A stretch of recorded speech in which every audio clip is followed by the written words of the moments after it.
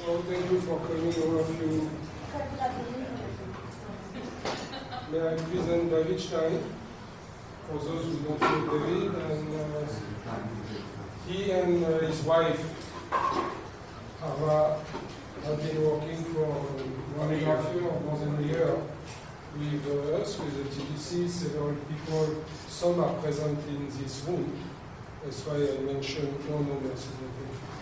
like I mentioned Jones and others who have been helping preparing this document. We have Rose, Renu, everybody, Tony, of course, etc.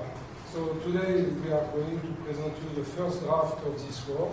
It's an ongoing work, it's not a final product. We still need the feedback of those concerned by this topic.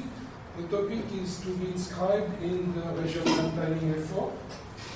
We felt, this TDC felt that there have been lack of commitment and effort to work with the immediate bioregion.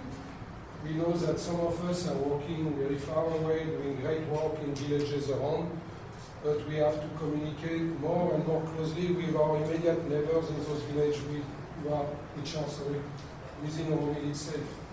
So this is part of a step that has to be taken to look at how we can develop together with the villagers and go towards a better future together and not in isolation.